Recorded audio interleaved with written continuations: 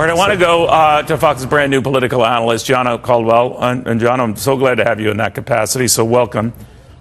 Thank you, Neil. Thank you for being a standard bearer and a mentor to me. So next time I'm in New York, drinks on me, all the free water the restaurant will offer. Okay, very good. I was hoping to go a little higher brow than that. But you know what I'm going to ask you, and Yeah. I hope you'll understand the meaning of this question. As an African-American, and you see what happened here, African-American shoots some white parishioners, doesn't get the same amount of coverage that a white shooting African-American parishioners would get. Now, I don't think one is more reprehensible than the other. They're both reprehensible, but not that same media reaction. What do you make of that?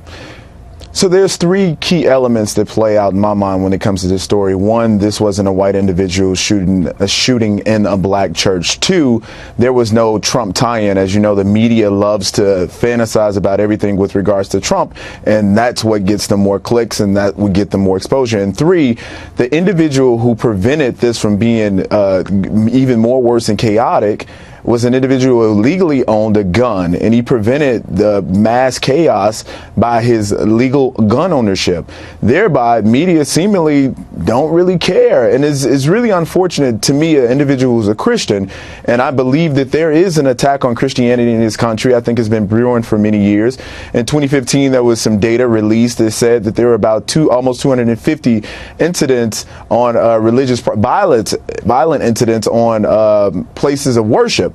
So this is something that's missing here, and I think the media should be covering it, and thank God for Fox News, which seems to be the only media organization that really is covering it. Do you think, Gianna, that it would have gotten much more coverage, regardless of how the media plays the race card one way or the other, if tragically more people were killed?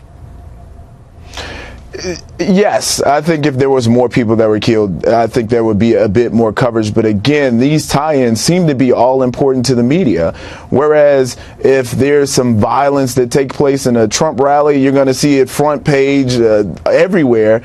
But in this scenario, when you have an individual who was, we don't know all the facts of the investigation yet, but obviously there must be something wrong with you. And this is my personal view, to go into a church, a place of worship, and start shooting people. This is something that we all must pay attention to, because at this particular point in time, violence is ramping up all over in places of worship. I believe that there's elected officials that are targeting Christianity. I'll use an example. Rahm Emanuel, when he went after Chick-fil-A and he told them that they wouldn't open up, he wouldn't allow another Chick-fil-A restaurant to be opened up in the city of Chicago because of their religious beliefs.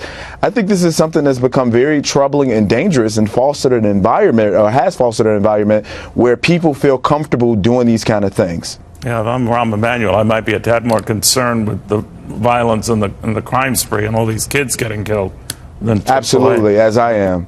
All right. Absolutely. Gianna, welcome aboard. Very good to have you, my friend. Thank you very much. Thank you, Neil. Gianna Caldwell.